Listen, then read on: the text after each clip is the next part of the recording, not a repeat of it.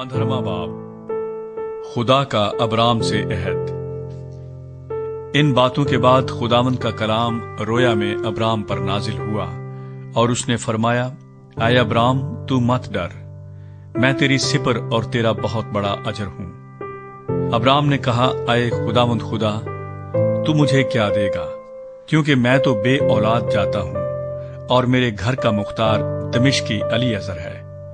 फिर अब्राम ने कहा, देख, तूने मुझे कोई औलाद नहीं दी, और देख, मेरा खानाजाद मेरा वारिस होगा। तब खुदावंद का कलाम उस पर नाजिल हुआ और उसने फरमाया, ये तेरा वारिस ना होगा, बल्कि वो जो तेरे सुलभ से पैदा होगा वही तेरा वारिस होगा। और वो उसको बाहर ले गया और कहा कि अब आसमान की तरफ निगाह कर, और अगर तू सितारों को गिन सकता है तो गिन।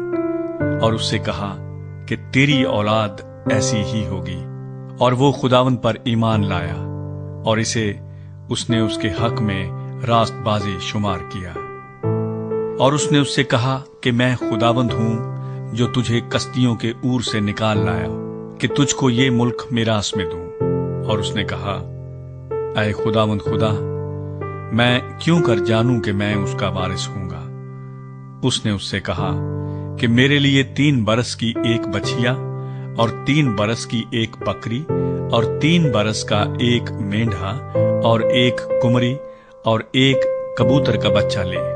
उसने उन सबों को लिया और उनको बीच से 2 टुकड़े किया और हर टुकड़े को उसके साथ के दूसरे टुकड़े के मुकाबिल रखा, मगर परिंदों के टुकड़े न किए। तब शिकारी परिंदे उन टुकड़ों पर झपटने लगे, पर अब्राम उनको हंकाता रहा।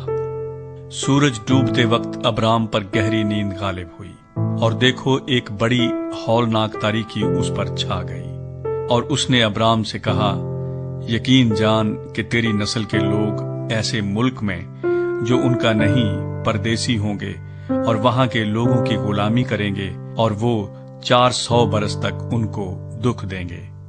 लेकिन मैं उस कौम की अदालत करूंगा जिसकी वो गुलामी करेंगे, और बाद में वो बड़ी दौलत लेकर वहां से निकल आएंगे, और तू सही सलामत अपने बाप दादा से जा मिलेगा और नहायत पीरी में दफन होगा।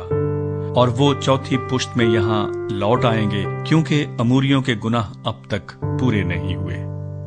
और जब सूरज डूबा और अंधेरा छा गया, तो एक तनूर जिसमें से धुआं उठता था दिखाई दिया, और एक जलती मशल उन टुकड़ों के बीच में से होकर गुजरी।